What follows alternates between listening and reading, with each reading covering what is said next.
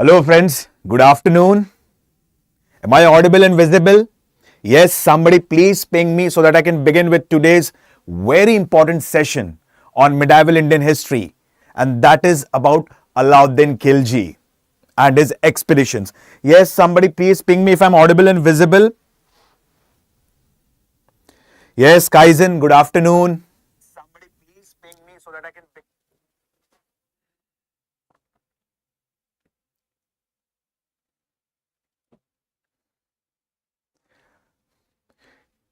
Thank you, Zubair.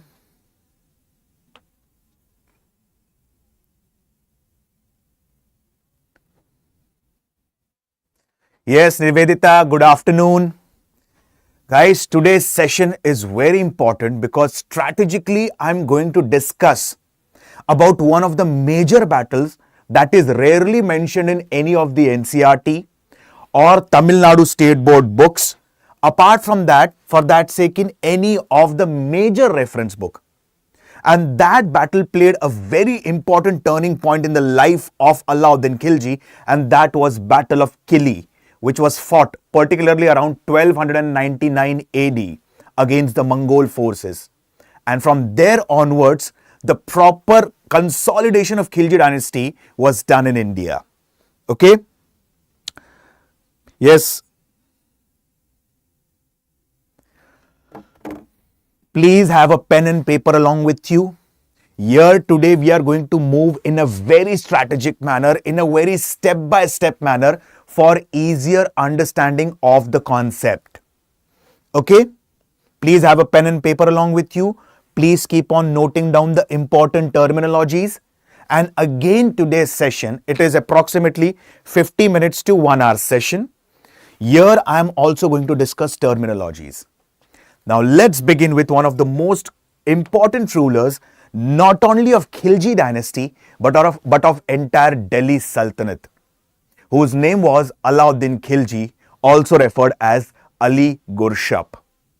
Now the aspirants who are new to the platform, let me give you a brief background of just 2 minutes how the Khilji dynasty came into power, how Jalaluddin Khilji laid the foundation of Khilji dynasty, and apart from this, how Jalaluddin Khilji was being killed by his own nephew and son-in-law, that is Allauddin Khilji. Let me give you a brief background just of 2 to 3 minutes. Then we'll move on with Allauddin Khilji. Now, Jalaluddin Khilji, also referred as Firoz, he laid the foundation of Khilji dynasty by dethroning the last ruler of slave dynasty, Kaimur. Jalaluddin Khilji is also referred as Firoz. He sat on the throne of Delhi Sultanate at the age of 70 and merely ruled for the next 6 years. Jalaluddin Khilji's nephew was Allauddin Khilji. Allauddin Khilji had led an expedition to the region of Bhilsa, which is also referred as Vidisha. From here, he had looted a lot of wealth, and he was made the governor of Awadh, Kara, and Manikpur. He went back. After some time, Allauddin Khilji suggested, particularly Jalaluddin Khilji, to raid the region of Devgiri or Daulatabad, which was being ruled by the Yadavas. And Ramchandra Dev was the ruler at that time. Particularly speaking, without the permission of Jalaluddin Khilji, Allauddin Khilji directly attacked the territories of Devgiri and plundered that region. After plundering that region, he did not report to the Sultan in the region of Delhi, but he moved towards the region of Kara and Manikpur, where he was the, governor. This annoyed Jalaluddin Khilji. Why? First of all, you should have taken the permission of the Sultan to attack the region of Devgiri. Even if you have not taken the permission of the Sultan, at least you could have reported the Sultan way back in Delhi. But you did not do that, and this actually annoyed Jalaluddin Khilji. But later on, he forgave him since he had married his daughter to him. Correct? After some time, he moved towards the region of Kara. And there was a treacherous planning that was being done by Allauddin Khilji to kill his own father-in-law, Jalaluddin Khilji. Jalaluddin Khilji was being beheaded by his own son-in-law, Allauddin Khilji or Ali Gurshab. And Allauddin Khilji now sat on the throne of Khilji dynasty. After sitting on the throne of Khilji dynasty, he he put his father-in-law's head on a spear, and he paraded that spear throughout the region of Karam, Manikpur and Awadh, so that the nobles never thought of revolting against him even in their dreams. The most biggest challenge at that time for Allauddin Khilji were the Mongols. Hope so you got the point still here. I have just explained you the things about Jalaluddin Khilji in quite short. I have covered the entire Jalaluddin Khilji previously in a detailed session. And now we are going to discuss the expeditions led by Allauddin Khilji and how he stopped the Mongols in a very strategic battle of Kili, which was fought in 1299 AD. Now, for understanding this battle, we need to understand one important fact, and we need to understand the battleground of the Kili. So, now listen to me very carefully about the Mongols. Mongols, a very powerful race. The descendants of Genghis Khan. They have conquered almost the entire region of Central Asia, Middle East and Persia. And now they were having an eye on India. Particularly, they were not only attracted towards the wealth of India, but this time they did not have the intention to plunder India. This time they did not have the intention, the Mongols did not have the intention to loot India. But this time they had another intention. And they wanted to capture the region of Delhi, and they were following the policy of imperialism at that time. But Mongols actually had underestimated the power of Allauddin Khilji. Now what happened? Mongols, it is said that many historians, particularly Ziauddin Barani, the contemporary historian of that time, he writes that Mongols were so powerful that approximately 1.5% of the population of that time perished during the time of the Mongols due to the expeditions and attack that was being led by the Mongols. In 1296, the first attack was led by the Mongols towards India, and Mongols were defeated in a very humiliating manner.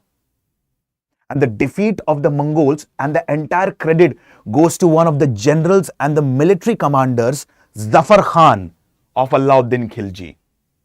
We'll understand this entire battle in a very strategic manner. Okay, so please listen to me carefully. So in 1296 AD, this person,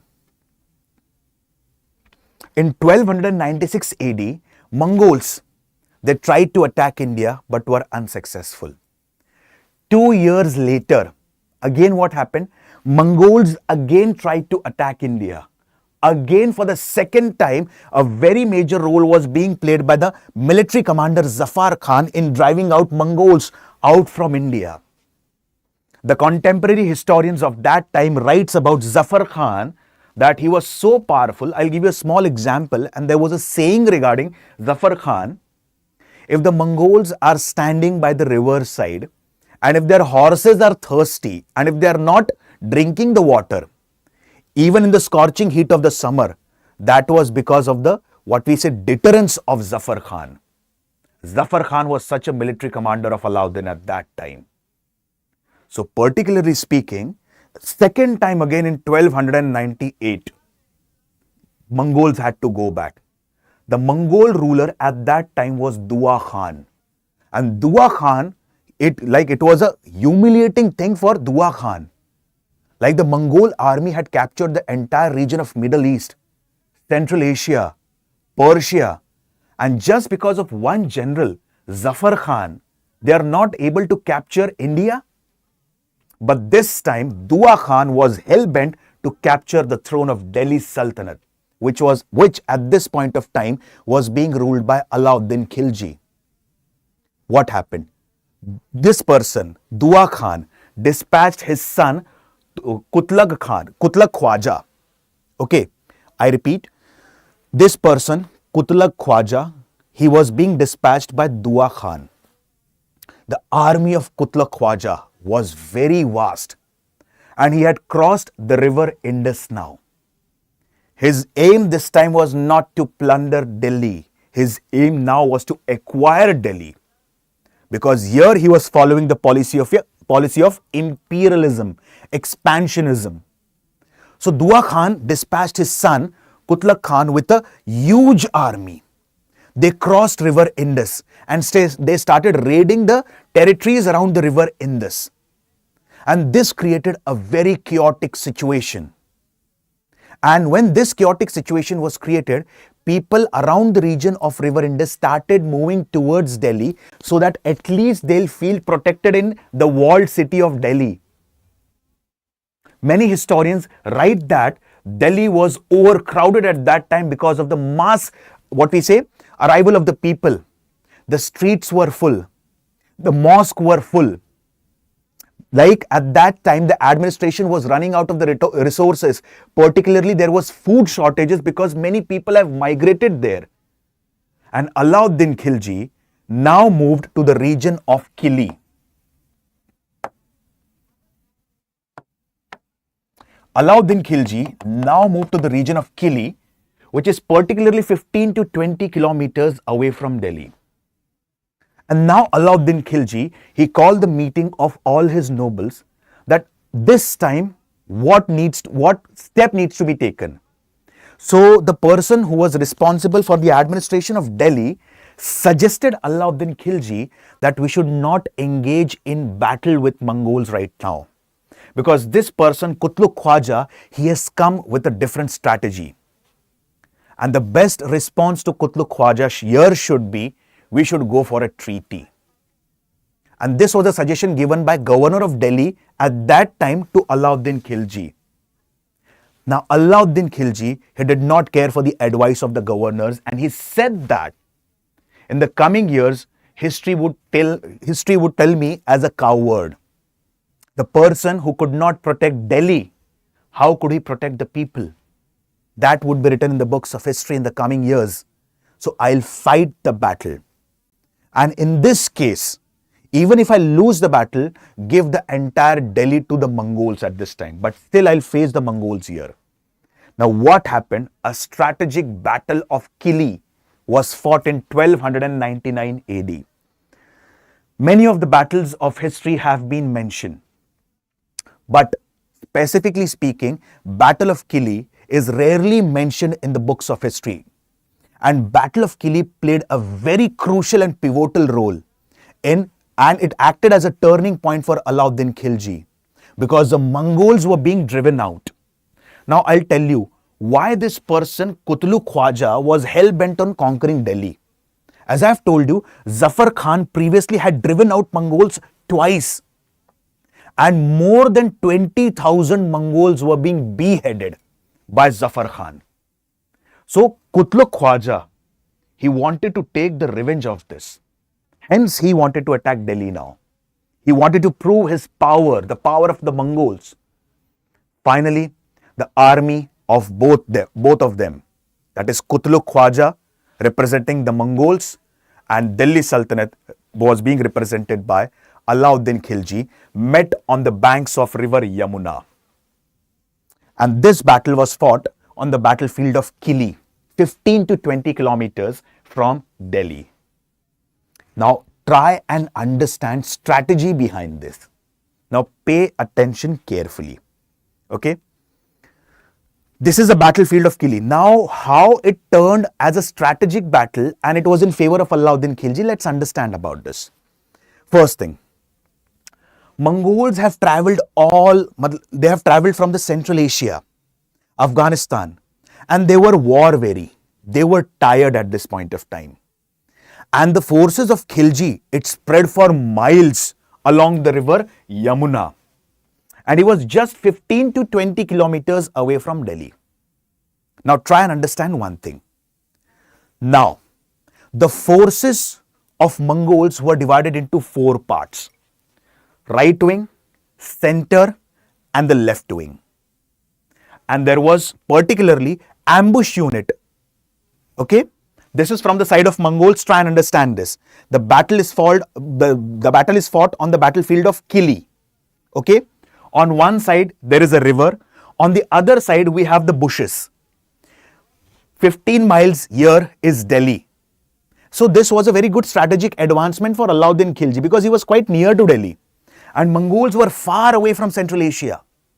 Okay. The Mongolian army was further divided into 4 parts. Understand this. Right wing, center, left wing and ambush unit which was hidden. I repeat, the ambush unit was hidden. Allauddin Khilji and his forces could not see the ambush unit.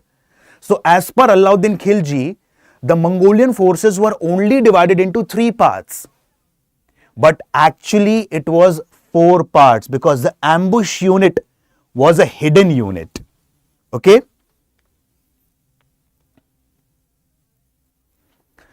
The ambush unit was a hidden unit. Now what happened? The right wing was led by Tamar Bugha. The center was led by particularly Kutluk Khwaja. Hijlak, he led the left wing, and Targi Beg, he led the ambush unit. Now let's come back to the side of Allauddin Khilji. Allauddin Khilji, in a very strategic move, he divided his army into 6 parts. What? Left wing, led by Nusrat Khan. Right wing, led by one of the most powerful and able military commanders, Zafar Khan. The vanguard unit, led by, yes, Akkad Khan. Then comes the 2 side units or the 2 supporting units. And these 2 supporting units were led by Ulugh Khan and Hindu supporters. And in the center was Allauddin Khilji. Okay, simple words. The army of Mongols was divided into 4 parts, which actually was felt by Allauddin Khilji. It is divided into 3 parts. On the other hand, the army of Allauddin Khilji was divided into 6 parts, and majority of the part were under the major able commanders. Left under Nusrat Khan.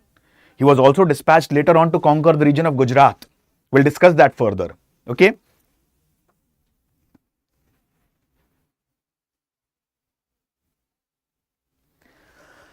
Nusrat Khan, the right one under Zafar Khan, who has defeated Mongols. I'll tell you one more incident.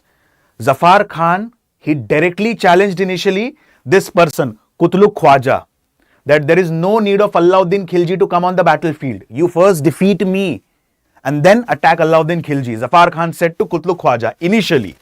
Okay. But this person, Kutluk Khwaja, he underestimated the power of the army of Allauddin Khilji and he challenged this person, Zafar Khan. The battle is only fought between the kings, not the king and commander. So call Allauddin on the battlefield. I won't be fighting with you. Okay. So what happened? Right wing was under Zafar Khan and there were supporting units. Now Allauddin Khilji, he said every one of his units, nobody will initiate battle without my instructions.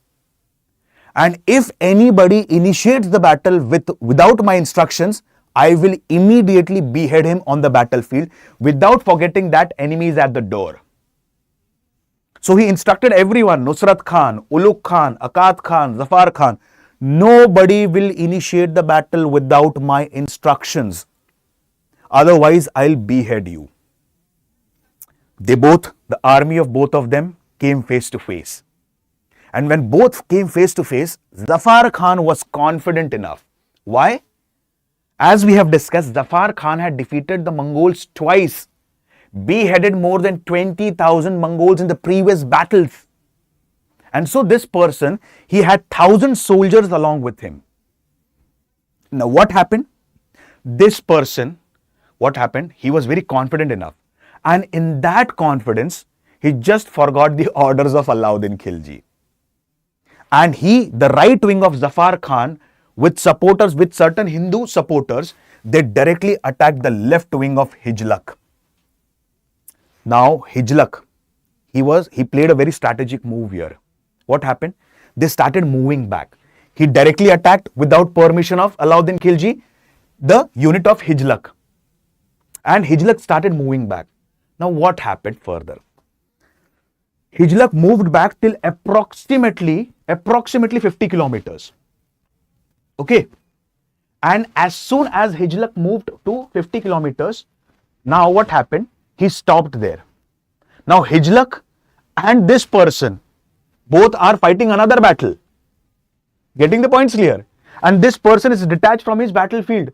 Now, as soon as the Zafar Khan saw back, he saw that I am 50 kilometers away from the actual battlefield now.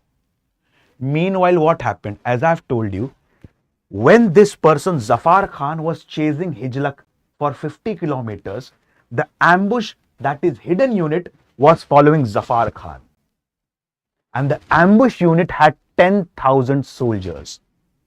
Zafar Khan was encircled by ambush unit 10,000 soldiers. None of them survived. In fact, even Zafar Khan particularly died here. Because as soon as Zafar Khan realized his mistake that I have chased the enemy for 50 kilometers away from the battlefield, without knowing the fact that another unit of enemy is coming behind me, and if I go back to the battlefield again, Allauddin Khilji will kill me now. Because he had instructed one thing, without my permission, nobody will go back to the battlefield. Nobody will attack the enemy. So what happened? He fought and he died. None of them survived. Meanwhile, the situation on the battlefield was different. Battle almost lasted for 3 to 5 days. Now Mongols, what happened? Now directly Allauddin Khilji realized that this person has died. He realized one thing, because as soon as he left, the ambush unit left from behind, started chasing Zafar Khan. So they died. Now this person directly entered into a fierce battle with the Mongols. And what happened finally? With the passage of time, this person, Kutluk Khwaja, he got severely wounded. And more than 8,000 Mongols were beheaded by Allauddin alone. Many historians, many contemporary historians note down one point at that time, and that was, after beheading 8,000 Mongols, Allauddin Khilji laid down the foundation of a fort which is referred as Siri Fort. Siri means head. More than 8,000 Mongols were being just slaughtered by Allauddin alone. And with the help of the head of these Mongols, the foundation of Siri Fort, located in Delhi, was created by Allauddin. Finally, the Mongols had to retreat because their leader, Kutluk Khwaja, he was severely wounded.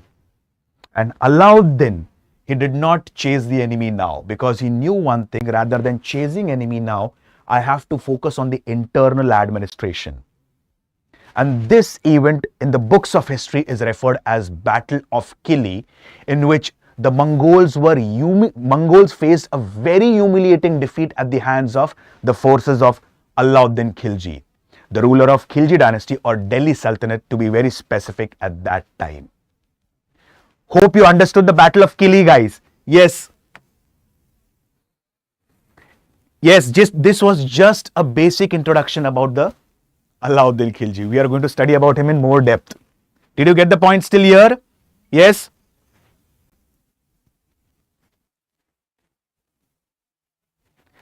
Nisha, ambush unit is specifically a hidden unit which directly attacks when the enemy does not know about it. Okay? Hope I have answered your question, Nisha. Yes, guys, please keep the session interactive. If you have any doubts, stop me here. If you didn't understand the Battle of Khilji, please let me know. I'll again explain the entire Battle of Khilji. Did you understood the entire background? River Yamuna, left wing, right wing, vanguard, and the characters here? Yes. Okay. Now let's move further with Allauddin Khilji. Now, as I have told you about Allauddin Khilji was son-in-law and nephew of whom? Jalaluddin Khilji. And as we have discussed earlier, treacherously he killed his own father-in-law and acquired the throne of Khilji dynasty. particularly speaking, before becoming the ruler of Khilji. Initially, he was the governor of Bhilsa, Vidisha, Awadh, Kara and Manikpur. Kara and Manikpur are located particularly around the eastern part of UP. Vidisha or Bhilsa, it is located in Madhya Pradesh, also referred as Besnagar during the ancient India. Apart from this, because of his military prowess, he was raised to the level of Arz-e-Mumalik, that is military commander during the time of Jalaluddin Khilji. Now, Allauddin Khilji, after defeating the Mongols and after coming to the throne of Delhi Sultanate, what happened? He made certain rules and regulation and he revived the policy of Balban. For the aspirants, those who are new to the platform, I have covered in quite depth and detail about the blood and iron policy of Balban. I'll repeat that policy again in short and I will try to co-link that policy with the policy of Allauddin Khilji here. So pay attention carefully so that you can easily understand the concepts. Okay?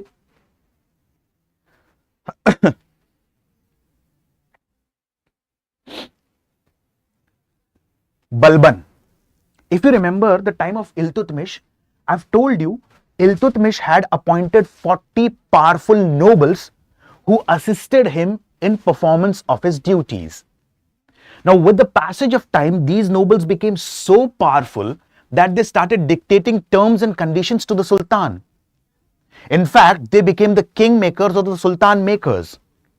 Balban, he had seen the reign of more than 5 to 7 sultans.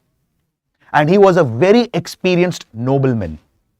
As soon as he occupied the throne of Delhi Sultanate or slave dynasty, immediately he abolished the Turkane-Chahalgani system or Chahalgani system, which was initiated by Iltutmish.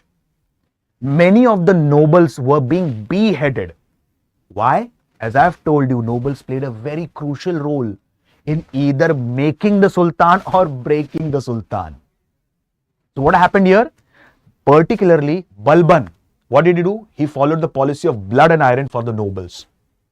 Apart from this, to maintain strict court discipline, he introduced Sajda and Paibos system. Sajda basically means prostration and Paibos means kissing the Sultan's feet by kneeling down. Apart from this, Balban had started a Persian festival, Navroz. Nobody can laugh and joke in the court. Nobody can consume alcohol. I had given you the few examples previously that Haibat Khan, one of the governors of Balban, and he was the governor of Awadh. When he was intoxicated, it is said that he whipped so badly his slave that he died. And the widow of that, victim, comes to Balban. Immediately, this person was given 500 stripes on his back and he was paraded. After that, he had to pay 20,000 tankas to the family of the widow. So Balban, he ruled strict-handedly.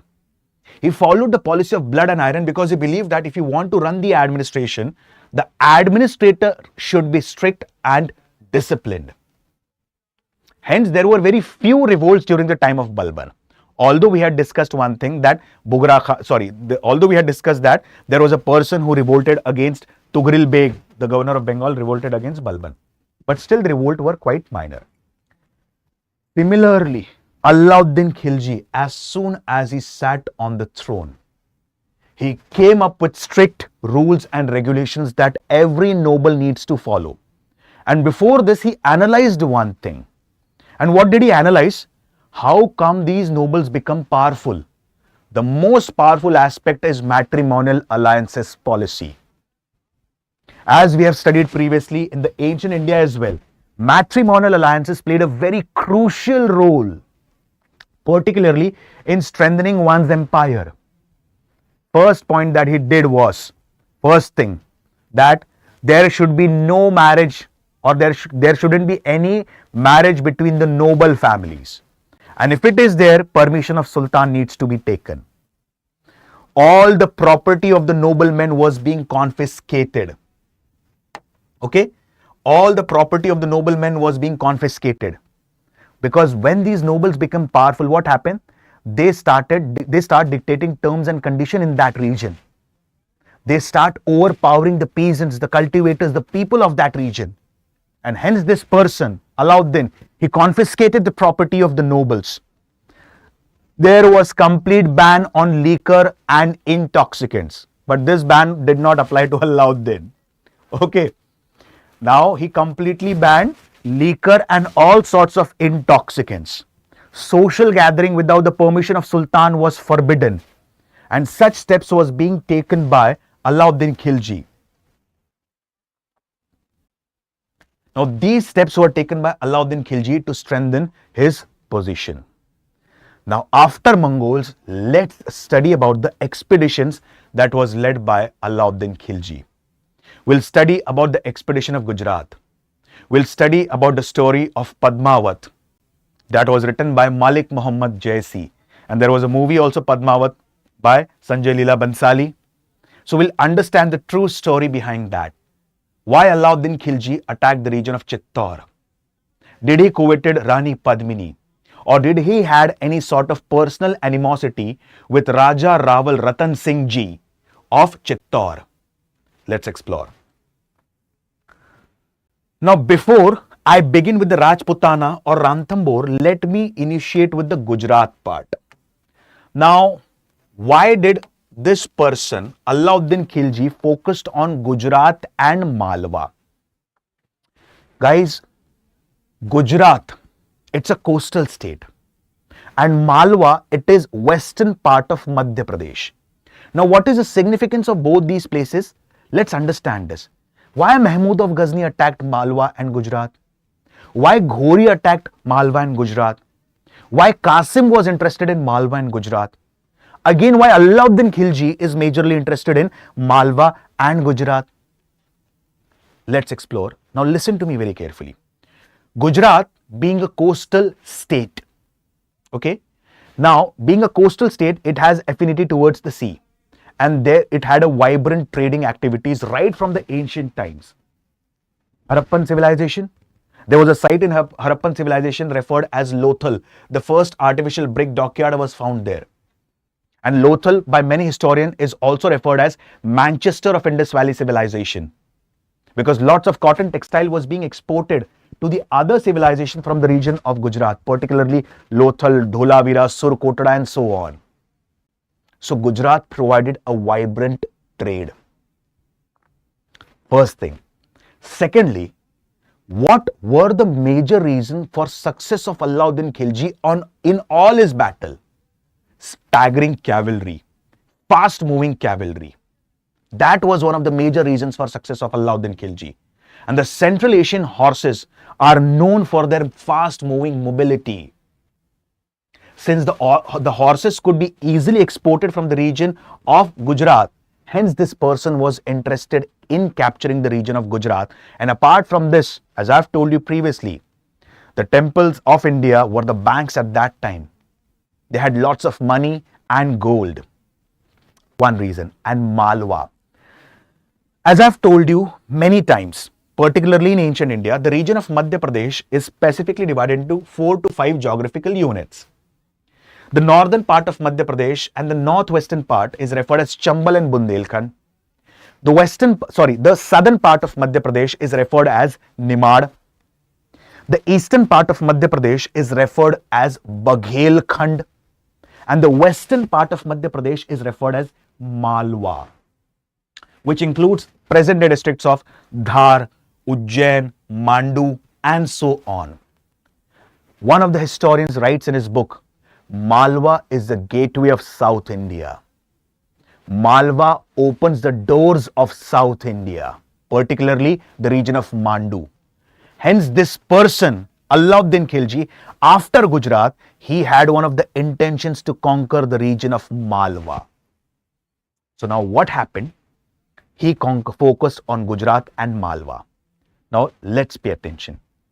Hope you understood the significance why this person was more interested in Gujarat and Malwa. Is it clear? Any doubt?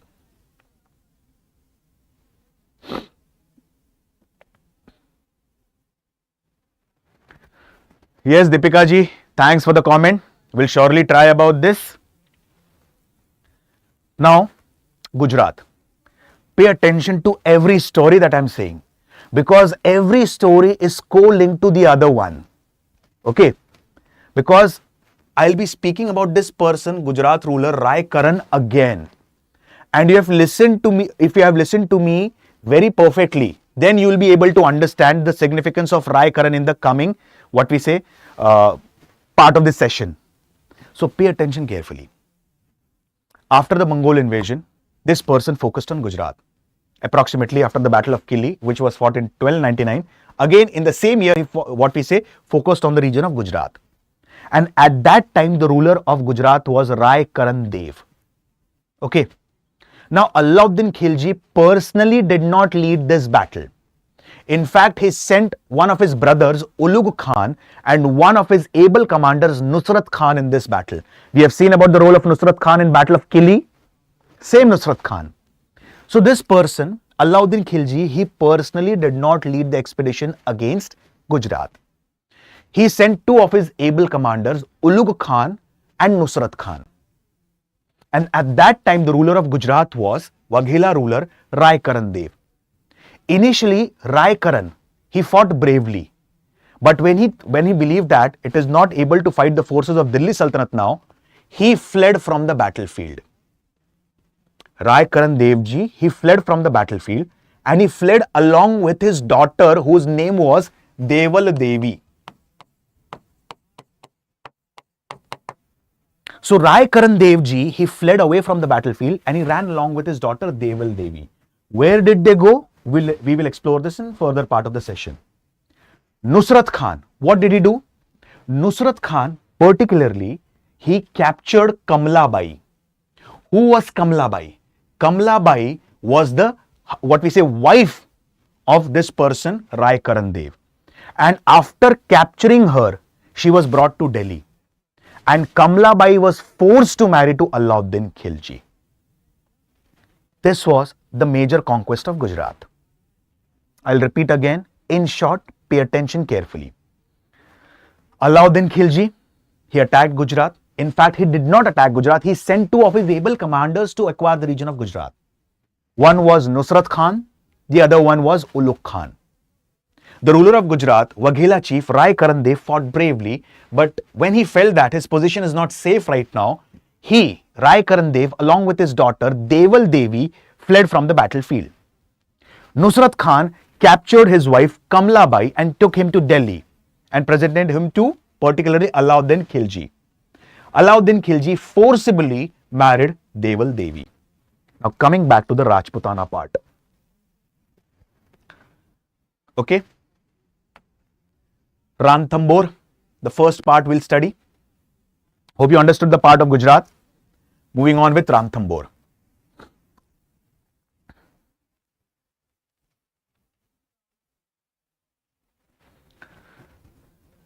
Mongols, they were driven away by the army of Allauddin Khilji. But there were 2 to 3 Mongols who were hiding in India. And these Mongols, they sought asylum from the ruler of Ranthambore, Raja Hamir Dev. Okay. So Hamir Dev, specifically many historians write that, like this person, he was following the policy of imperialism, Allauddin Khilji. Okay. And since Allauddin Khilji was following the policy of imperialism, what happened? Allauddin Khilji hence attacked Ranthambore. But another historian, or there are dissenting opinion between different historians. One of the historians suggests that Raja Hamir Dev of Ranthambore, he had given asylum, and he had given asylum to 2 Mongol soldiers. And Allauddin Khilji asked Raja Hamir Dev that you should return back these Mongol soldiers or ask these Mongol soldiers to surrender to me. Raja Hamir Dev denied. He declined. And that became one of the reasons for Allauddin Khilji to attack the region of particularly this, what we say, Ranthambore. Now similar strategy was deployed by this person Allauddin Khilji. As Allauddin Khilji initially had dispatched Nusrat Khan and Ulugh Khan, this time again he dispatched Nusrat Khan. But Nusrat Khan, he lost his life on the battlefield. And Allauddin Khilji now realized that it is not easier to fight with the Rajput rulers. And now, for the first time in India, he fought the ruler of what we say Ranthambore. Correct? See, the beauty of the warriorship of Rajputs, it is elegantly mentioned in different books of history. If you get the time, please read about the history of the Rajputs. Beautiful story. Like we have heard about Rana Sanga, like many books of history, like we'll study about this when we'll study about the Mughals. Okay. In Mughals, we will study about the Babur. Babur, who is referred as who laid the foundation of Mughal Empire in India. It is believed that many historians write that particularly Alam Khan, he was Ibrahim Lodi's uncle. I'm just giving you a reference. Okay. Alam Khan, he was Ibrahim Lodi's uncle.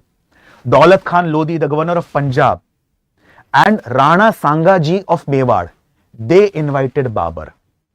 But this is not the actual truth. Yes, Alam Khan did invite Babur. Daulat Khan Lodi did invite Babur. But in fact, Babur, he himself writes in his autobiography, Tuzuke Babri or Babur Nama, that I did not invite Rana Sangaji. And in fact, Rana Sangaji was not what we say, he actually did not invite Babur. We have heard about one battle, that is Battle of Khanwa, which was immediately fought after Battle of Panipat, 1527, wherein history writes that Rana Sangaji was being defeated. But prior to Battle of what we say in 1527, prior to Battle of Khanwa, there was one more battle which rarely finds mention in the books of history, and that was Battle of Bayana. Bayana, it's a fort near Agra. And in that battle, Babur, he faced a humiliating defeat at the hands of a Rajput ruler, Rana Sangaji of Mewar. Correct? So now Allauddin Khilji, coming back to this topic, so we'll discuss that when we'll study about the Mughals. So now at this point of time, this person Allauddin Khilji was wrong.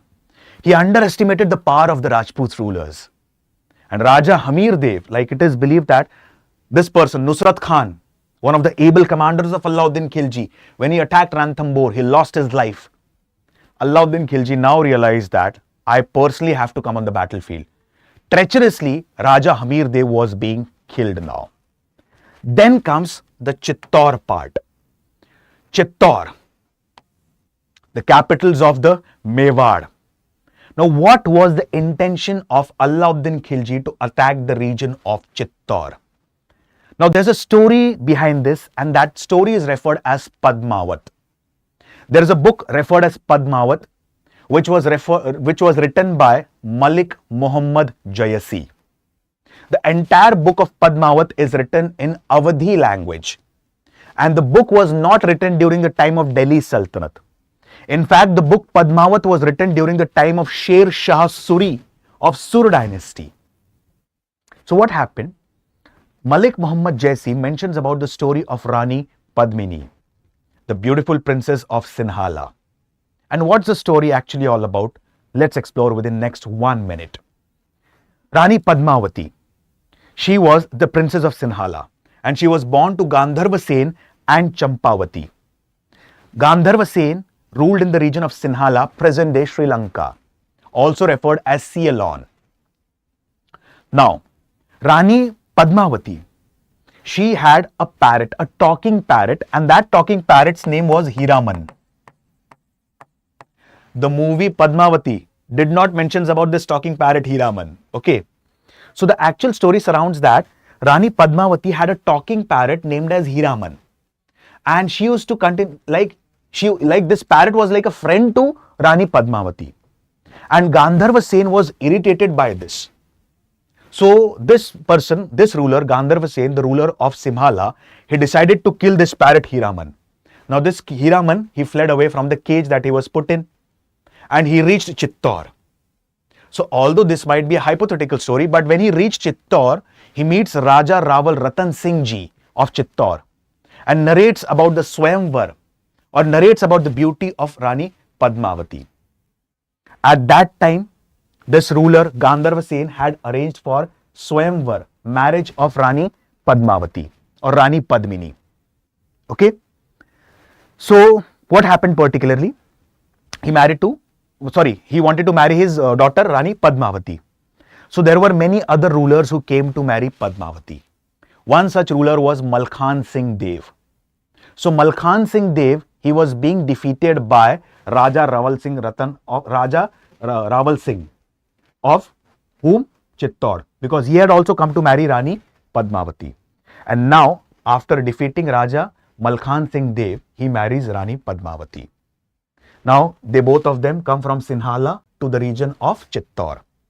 Although Raja Raval Ratan Singh has one more wife whose name was Nagmati. So, Padmavati was a second wife of Raja Ratan Singh Ji. One part of the story. The other part of the story says that there was a Brahmin in the court of Raja Ratan Singh Ji, and the Brahmin's name was Raghav Chetan. Now, Raghav Chetan, he was being accused of fraud. Since this person has been serving the rulers of Mewar since ages, so he was being pardoned, but he was being humiliated and insulted openly in the court by Ratan Singh Ji. Now, Raghav Chetan, he moved from Chittor and came to Delhi, and he wanted to take revenge of this humiliation or this insult, and he goes to Allauddin Khilji. He narrates the beauty of Rani Padmini to Allauddin Khilji. And Allauddin Khilji now decides to attack Chittor. Just why? Because he did not had any imperialistic approach here. He coveted upon the beauty of Rani Padmini Ji.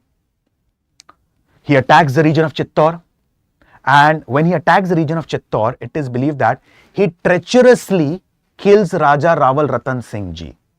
Hence, in many books of history, it is also mentioned that although treacherously Allauddin Khilji won the battle, Raja Raval Ratan Singh Ji won the history. So particularly, he treacherously killed him. And after killing him, it is believed that more than 1,000 women of Chittor committed Jauhar along with Rani Padmavati. Jauhar is self-immolation. It's a practice which was followed particularly in the medieval period. More than 1,000 women committed Jauhar. Now this person, he could not see the face of Rani Padmavati. He got so angry, he got so infuriated that he massacred the entire region of Chittor. It is believed that after massacring the entire region of Chittor, the name of Chittor during the medieval time, particularly during the time of Allauddin Khilji, it was changed to Khizirabad. Why it was changed to Khizirabad? Because Allauddin Khilji made the governor of Chittorgarh his son. His name was Khizr Khan. Hence, Chittor during the medieval period was referred as Khizirabad after his son Khizr Khan. So that was the story of Chittor. That was a beautiful story of Rani Padmavati. Hope you understood the story of Chittor.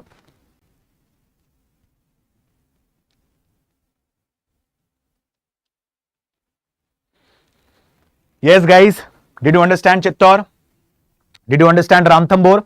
In similar manner, particularly, Allauddin Khilji conquered the region of Jalore. So these are the major, specifically, the story related to the Rajputana. We have already seen the story of Gujarat. Now Malwa.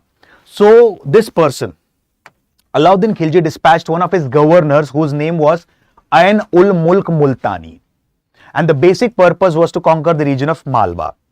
I have already told you the historical significance of Malwa, that Malwa opens the doors of South India. It's a gateway to the south. Correct? Hence the region of Malwa was being attacked. So particularly speaking, the ruler of Malwa, whose name was Rai Mehlak Dev, he was being defeated, and here Ain-ul-Mulk Multani, he was made as the governor of Malwa. So in this manner, he covered the major parts of northern India. Now comes the turn of southern India, particularly the Yadwas of Devgiri, the Kakatyas of Warangal, the Hoysalas of Dwar Samudra. And here Allauddin Khilji dispatched another person whose name was Malik Kafur to lead the expeditions of southern India. Okay? So hope you understood the North Indian expeditions which were majorly led by Allauddin Khilji and few of his able commanders. Hope the point is clear. Yes, any question, any doubt, any query? Please feel free to ask, guys.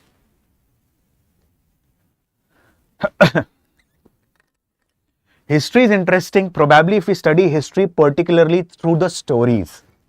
If you just go for rote memorization of history, directly noting down the facts, the years, history will become boring. But when you try and understand the actual thing behind that, the story behind that, the why, how and when behind that, history becomes interesting. Correct? Just a second.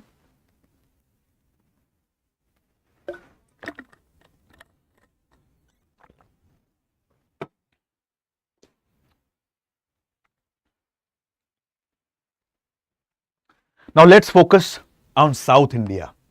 And before we focus on South India, who was Malik Kafur? A very famous personality. Different historians write a different story about the relation between Malik Kafur and Allauddin Khilji. We are not interested in that relation. We are actually interested in Malik Kafur here. So who was Malik Kafur? How did he become an able commander? Okay. Many historians believe that Malik Kafur, he was particularly a slave of Allauddin Khilji and he was being purchased. Now Malik Kafur, he was born in a Brahmin family. Okay. And in the region around the Deccan. And particularly his actual name is Manikya. Manikya basically means gemstone. But at the very young age, like he had a very good physical texture as well. Apart from this, he was intelligent, he was smart, he was beautiful and handsome. So what happened? At the very young age, the Khwaja of Khambat purchased him. And when Khwaja of Khambat purchased him, he purchased him for 1,000 dinars. Hence, this person, Malik Kafur, is also referred as Hazar Dinara. Hazar in Hindi means 1,000. So this person, Manikya or Malik Kafur, is also referred as Hazar Dinara. So as a young boy, he moved towards the region of Khambat, that is in Gujarat, and he started working as a slave for the Khwaja. As I have told you, when the ruler of Gujarat, Rai Karan Dev, was being attacked by Nusrat Khan, we have just discussed right now. Okay, he attacked the region of Gujarat, Nusrat Khan. So Rai Karan Dev ji, he fled. So this person, what happened? Nusrat Khan, he started plundering the region around Gujarat. And when he came around, when he saw this young boy, Malik Kafur, he immediately enslaved him. And he was taken to Allauddin Khilji. And when he was taken to Allauddin Khilji, apart from his beauty, he was quite impressed by his warriorship qualities. He was an expert swordsman. And now he became one of the trusted generals of Allauddin Khilji. Now, Allauddin Khilji used Malik Kafur in his South Indian expeditions. Okay. So, majority of the South Indian expeditions of what we say Allauddin Khilji were led by Malik Kafur. Now, what happened and why was Allauddin Khilji also successful in his South Indian expeditions? Let's explore. Pay attention carefully now. If you remember one thing, when Allauddin Khilji, just hence I have told you previously, please listen to the sessions carefully so that you can co-link the different stories. If you remember, during the time of Allauddin Khilji, Ramchandra Dev, he was the ruler of Devgiri. Okay, Ramchandra Dev at that time was the ruler of Devgiri. He was being attacked, the entire Devgiri was being looted, and the kingdom was given back to him on one condition. And what was that condition? Annually you will pay some tribute to Delhi Sultanate, to which Ramchandra Dev accepted. But since past 3 years, this person, the ruler of what we say Yadavas, particularly of Devgiri, Ramchandra Dev ji, he had not paid a single penny as a tribute to Delhi Sultanate. And Allauddin Khilji came to know about this.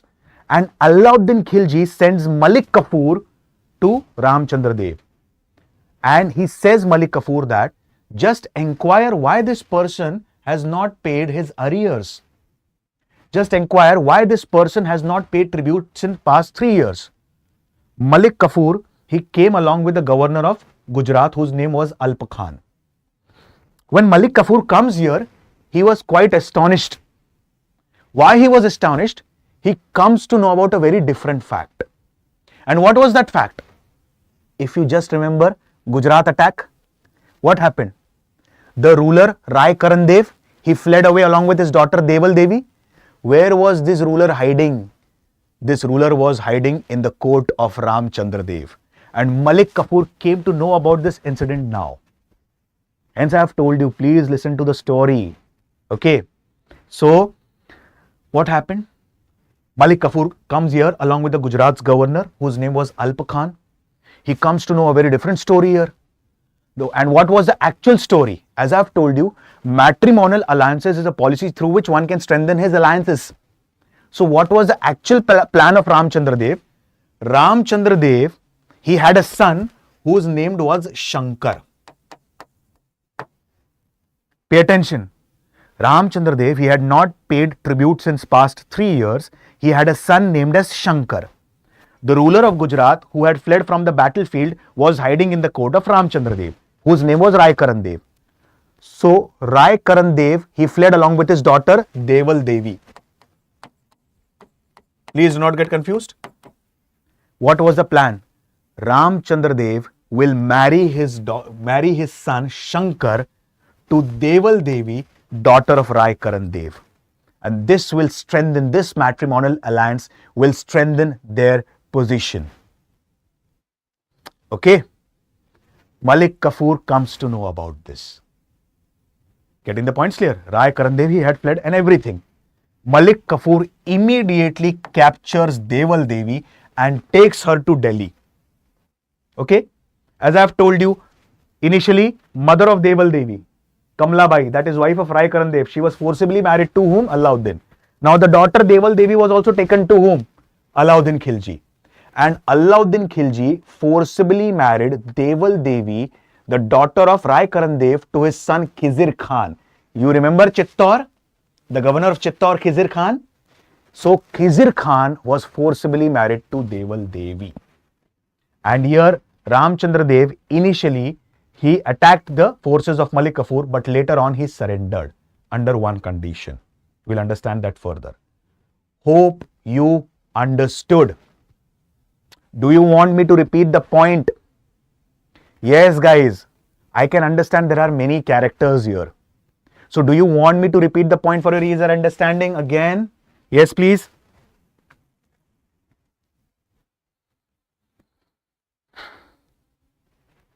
I'll repeat the point again. Pay attention carefully.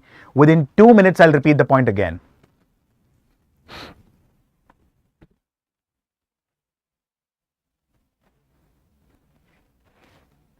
Kaizen, we'll have a separate chapter on the Rajputs. Where did the Rajputs come from? What is Chandravanshi? What is Suryavanshi, Raghuvanshi, and so on. Don't worry about that. We'll study the entire Rajput rulers. Don't worry. Okay. Pay attention carefully. I'm repeating the points again. See, the South Indian expeditions of Allauddin Khilji was led by Malik Kafur. The ruler of Devgiri or Daulatabad, whose name was Ramchandra Dev, he had not paid his tribute since past 3 years. And at this time, Allauddin Khilji got infuriated. So he sent Malik Kafur. When Malik Kafur came to the court of Ramchandra Dev, he observed a very different thing. And what was that? Rai Karan Dev, who had fled from the battlefield in Gujarat, was hiding in the court of Ramchandra Dev. And both of them were planning a matrimonial alliances. How? Ramchandra Dev will marry his son Shankar to Deval Devi, the daughter of Rai Karan Dev. Okay? And with this, they will strengthen their position. Deval Devi was immediately captured and taken to Allauddin Khilji in Delhi. Deval Devi was forcibly married to one of the son of Allauddin Khilji, referred as Khizr Khan.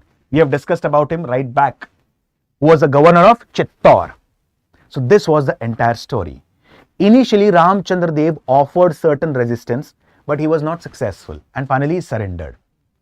Allauddin Khilji played a very diplomatic move here. Why? Because he actually wanted to use Ramchandra Dev. How? Because South India, probably the entire region of South India was majorly known to Ramchandra Dev. And in fact, this person, Allauddin Khilji, was interested that this person, Ramchandra Dev, should assist Malik Kafur in his South Indian expeditions. So diplomatically, what did Allauddin or Ali Gurshab says to Ramchandra Dev? Don't worry about the tributes. Okay, our friendship is not based on tribute. It's an eternal one. It's an eternal friendship. But there's one request. And what's that? Please guide Malik Kafur in his South Indian expeditions. You don't have to spend a single penny. You don't have to provide the army. You just have to show the direction to Malik Kafur. He'll take care of everything. To which Ramchandra Dev accepted. Now Malik Kafur moves to the region of Warangal. And when Malik Kafur moves to the region of Warangal, particularly he defeats the ruler of Warangal, Pratap Rudra Dev. So Pratap Rudra Dev ji, he was the ruler of Kakatiyas, particularly in the region of Warangal. He also offered certain resistance, but he was also defeated. Malik Kafur now moves towards the region of Karnataka, particularly Dwar Samudra. And Veer Ballal III, he was being defeated in Dwar Samudra. He was the ruler of Hoysalas. After that, he moved towards the region of Madurai, the Pandyan region. Now what happened? In Pandyan region, there was a conflict that was going on. And the conflict was particularly between the two brothers, Veer Pandya and Sundar Pandya. Now Veer Pandya has defeated his brother Sundar Pandya.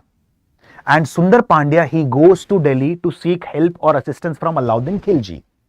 And at that time, what happened? Malik Kafur arrives in the region of Madurai, arrives in the region of Pandya's kingdom with the permission or instructions from Allauddin Khilji. And as soon as Malik Kafur arrives, Veer Pandya flees away. He fled away. He plunders the entire region of Madurai. It is also believed that Malik Kafur also constructed a mosque around the region of Rameshwaram. Okay? And finally, Sundar Pandya was installed on the throne on a condition that he would be also paying tribute to Delhi Sultanate. So many historians believe that major parts from North India to South India now came under the rule of Allauddin Khilji. Okay? South Indian expedition under Malik Kafur. I'm repeating the points again within 1 minute. Pay attention carefully.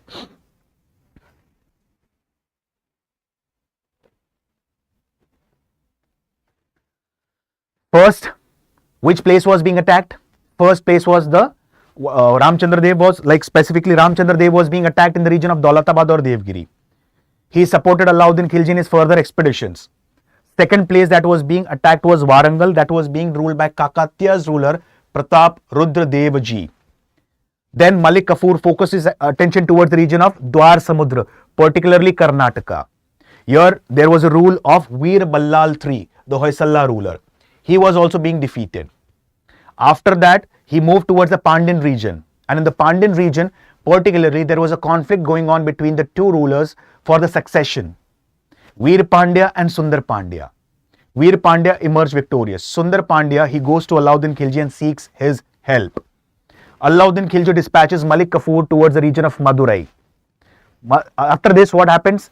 This person, Veer Pandya, he fled away from the battlefield. And when Veer Pandya, he fled away from the battlefield, Sundar Pandya was installed on the throne on one condition, that he would be paying annual tribute to the Delhi Sultanate. So what were the major reasons for success of Allauddin Khilji, particularly in southern part of India? One thing that he observed was there was internal bickering among the Indian rulers. Correct? We have seen way back itself. We have seen in Mahmud of Ghazni's case. We have seen in the case of Muhammad Ghori. Same year in South India as well. What happened? Particularly speaking, all the rulers, this person Ramchandra Dev, he assisted Malik Kafur against the other rulers. So there was internal, what we say, dissensions between them. There was squabbling, internal squabbling between them. This was observed by Allauddin Khilji and he took the advantage of this situation.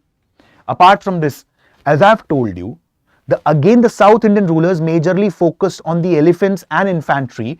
This person, Allauddin Khilji, he focused on cavalry. When we'll study about the administration, I'll tell you one thing. He had more than 4,75,000 cavalrymen. I'm not speaking about the strength of the entire army, just the cavalrymen, approximately 4 lakh or 4,75,000 were the cavalrymen of Allauddin. So he majorly focused on fast or staggering moving cavalry. Okay. Apart from this, he had a strategy. Why? The rulers who have strategy, okay, they actually emerge victorious. There's a person, I was reading one of the, articles, and I was reading that article concerning Babur. So there's a Western historian whose name was William. So William writes that Babur did not had a good army. Babur did not had a huge army. In fact, why was he successful in all the expeditions that he led towards India from 1526 to 1530? One reason. His army was smart. He had a strategy. He had diplomatic skills.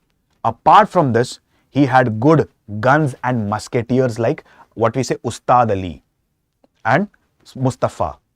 So what happens here particularly? Simple words, he had a strategy. He used cannons in the warfare. He used gunpowder in the warfare. Similarly, Allauddin Khilji, he focused on the cavalrymen. So strategy made all the moves of Allauddin Khilji quite successful. So guys, hope you understood the expeditions that was being led by Allauddin Khilji in North India and one of the able commanders Malik Kafur who led the expeditions particularly in southern part of India. Hope the points are clear. Yes.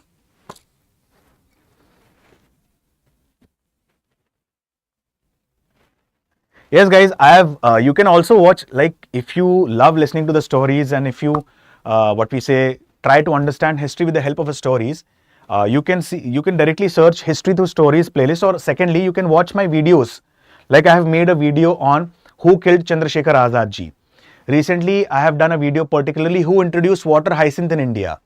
How the love story of Warren Hastings and Marianne Inhofe, particularly, it led to the coming of terror of Bengal in India. So I usually come up with such short stories, such short videos particularly. So you can also watch that stories. Apart from this, aspirants, those who are new to the platform, let me tell you one thing. You can download the PDF of the previous sessions, particularly of ancient India and modern India from my Telegram channel. And you can also download the PDF of these sessions again from my Telegram channel, history_Alok Ojha.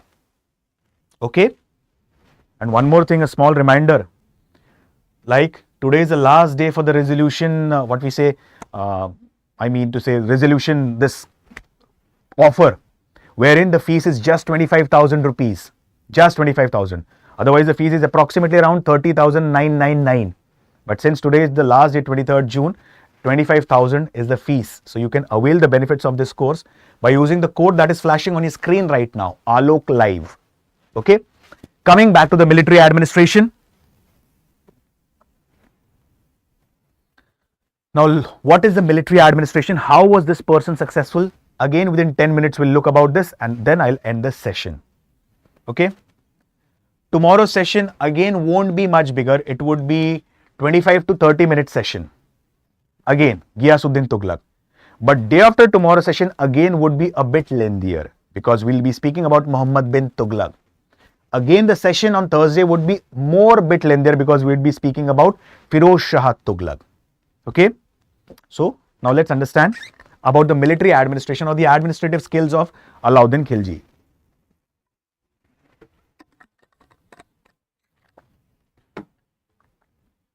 See, just a while back, I have told you one simple fact that Allauddin Khilji was known for his fast and staggering cavalry. Like approximately speaking, there were 4,75,000 cavalrymen in the army of Allauddin Khilji. It's not the entire army. It's just the cavalrymen. And the infantry, other part. The elephant section is the other part. Okay. So to maintain such a huge cavalrymen, what happened? This person had created two systems, Dag and Chehra system. See, Dag and Chehra system. Dag specifically means branding of horses.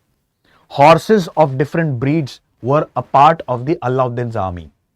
Staggering, fast moving. So Dag means branding of horses. And Chehra was a system to maintain a regular muster roll in the army. Now, since this person had to maintain huge army, he had to pay salary to everyone in cash. Okay. Now, what happened? The salary could only be paid in cash when he gets the money in cash. So, how to impose a taxes on the people? So, what happened? He came up with few market reforms. He divided the market particularly into 4 major parts. First thing, there was a different mandi or there was a different market for the grains.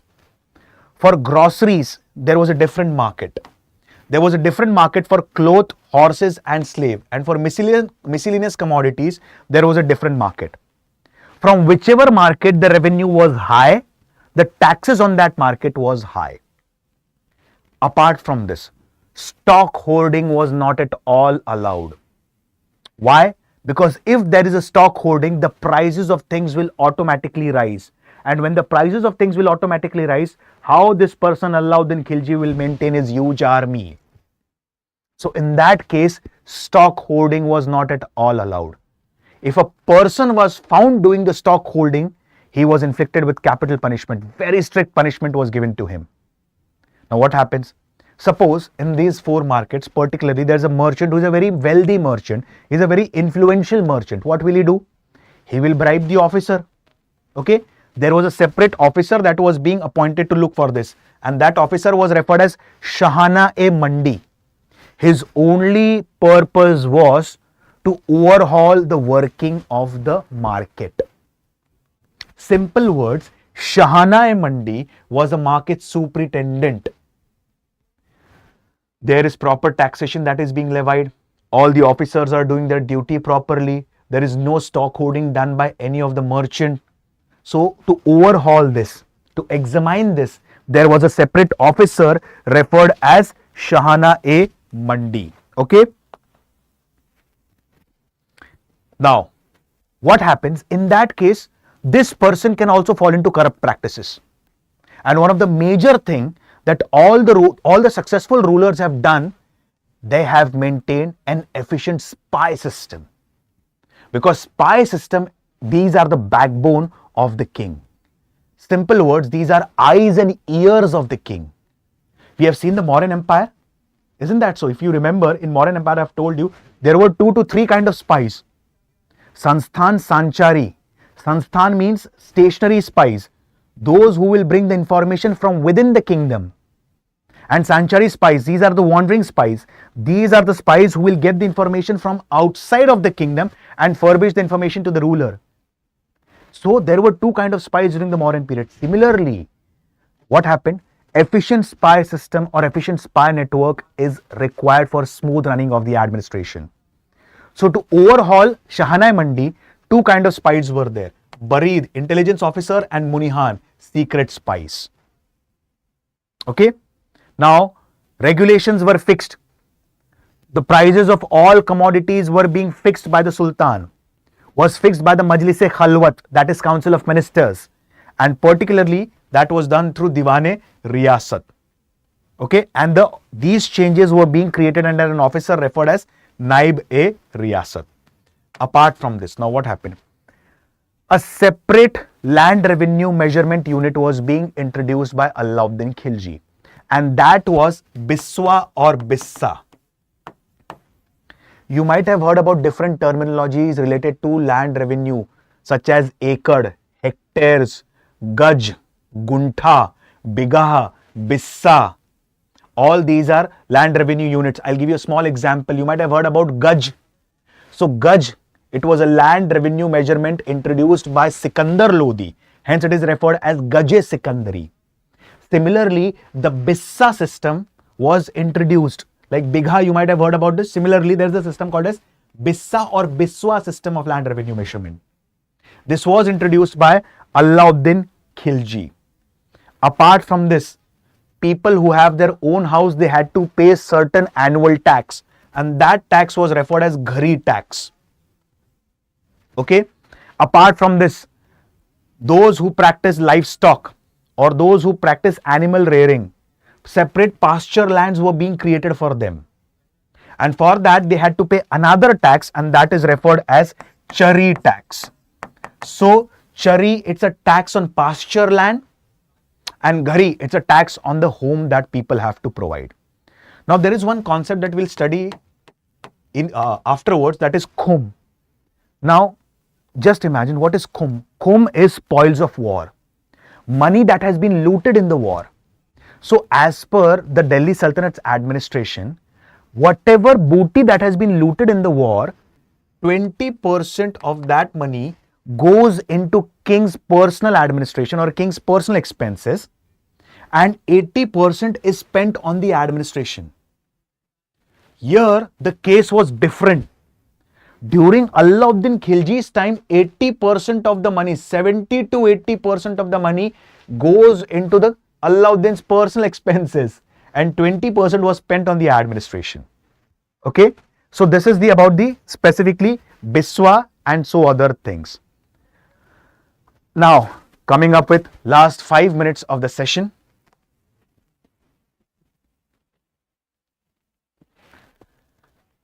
Allauddin Khilji, he patronized one of the scholars at that time who is referred as Amir Khusro and Mir Hasan Dehelvi. Amir Khusro was given the title of Tuti-e-Hind, Parrot of India, by Allauddin Khilji. Amir Khusro is also referred as father of Qawwali. Okay, so Amir Khusro, he patronized the court of this person, Allauddin Khilji. Amir Khusro is credited with writing different books, like he has written book Miftah al-Futuh, he has written book Laila Majnu, and many more. So he adorned the court of Allauddin Khilji. Amir Khusro, he was disciple of one of the Sufi saints referred as Nizamuddin Auliya Ji. Nizamuddin Auliya Ji is also referred as Mehboob-e-Illahi, that is beloved of God or beloved of Allah. Now what were the important constructions that were being laid down by Allauddin Khilji? Pay attention carefully. Allauddin Khilji, he constructed Quwwat-ul-Islam Mosque in Qutub Minar complex. Please do not get confused with Quwwat-ul-Islam Mosque of Qutubuddin Aibak. Quwwat-ul-Islam Mosque of Qutubuddin Aibak was constructed in Delhi, not particularly in the complex of Qutub Minar. But Quwwat-ul-Islam Mosque in the complex of Qutub Minar was constructed by Allauddin. Apart from this, as I have told you, this person, after beheading 8,000 Mongols, he laid the foundation of a fort referred as Siri Fort, using the head of these 8,000 Mongols. So he constructed Siri Fort. Apart from this, he constructed Hauz Khas.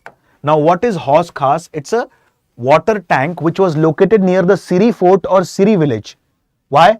So that the inhabitants of Siri village could have access to water. Apart from this, he constructed a palace of 1,000 pillars, and that palace is referred as Mahal Hazar Satoon. I repeat, Allauddin Khilji constructed a palace of 1,000 pillars referred as Mahal Hazar Satoon. He constructed Jamaat Khana Mosque in Delhi. And last point, he wanted to construct Minar, which is double the size of Qutub Minar. But this was just an idea of what we say, Allauddin Khilji, which could not be completed.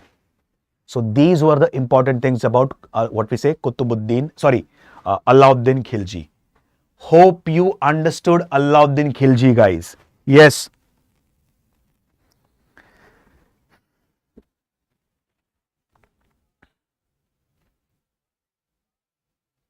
Yes, Nisha, thanks a lot. Malik Kafur was not the first Muslim ruler of India. Okay. Somebody had asked me a question, sir, was Malik Kafur a first? No, he was not at all a Muslim ruler. Okay. Yes, did you understand Allauddin Khilji? Yes, please let me know. More 5-minute session, rather than saying 5 minutes, 2-minute session is left. Okay. Now let's understand about Qutubuddin Mubarak Shah. See, after the death of Allauddin Khilji, the situation was very chaotic. The entire region of Delhi, it was a situation of turmoil. And using this as an opportunity, Malik Kafur sat on the throne. Okay, Malik Kafur, he was also an able general. He was the right-hand man of this person, Allauddin Khilji. So he sat on the throne. But one of the sons of Allauddin Khilji, Qutubuddin Mubarak Shah, he killed Malik Kafur and acquired the throne of Khilji dynasty. In fact, this person, he completely reversed the policy of Allauddin Khilji. And once he reversed the policy of Allauddin Khilji, what will happen? The entire administration will automatically go down. He declared himself as the Caliph. He himself called him as Caliph, like Alik al-Wasik Billah. Simple words, I am the Caliph. Just remember, if you remember about Balban, Balban had assumed the title Nasir Amir ul Momin, which means I am the Caliph's right hand man. And this person says, I am the Caliph, al-Wasik Billah. Okay? So this person, Qutubuddin Mubarak Shah, he deposed Malik Kafur from the throne. He acquired the throne. He assumed himself as the Caliph. But sometimes later he was being, what we say, murdered by another person whose name was Khusro. Khusro Shah, he was the only Hindu convert to sit on the throne. Nasruddin Khusro Shah, the only Hindu convert to sit on the throne, not only of Khilji dynasty, but of entire Delhi Sultanate. Okay? Like, as I've told you, when Malik Kafur was being captured, at that time this person was also being captured. And he belonged to Baradu or Bharwad tribe, particularly in the region of Malwa and Gujarat. And I'll tell you how he was being captured. As I've told you, to capture the region of Malwa, Ain ul Mulk Multani was sent. If you remember, just a while back we have studied. So Ain ul Mulk Multani, he enslaved many peoples around the region of Gujarat and Malwa. And particularly from the Baradu tribe or Bharwada tribe, which is involved in livestock rearing. One such person was this person. Many historians do not know the actual name of him. And later on, he was being converted into Islam and was referred initially as Hasan Shah, later on Nasiruddin Khusro Shah. Okay? But after some time, what happened? There is a place called as Dipalpur, which is located in Punjab. And the governor of Punjab at that time was Ghazi Malik, who is also referred as Ghiyasuddin Tughlaq. So Nasiruddin Khusro had a governor named as Ghazi Malik. Ghazi Malik killed Nasiruddin Khusro and declared himself as independent and laid the foundation of another important dynasty, that is Tughlaq dynasty. And the founder of Tughlaq dynasty was Ghazi Malik or Ghiyasuddin Tughlaq. Hope you understood Allauddin Khilji and his major expeditions. Yes?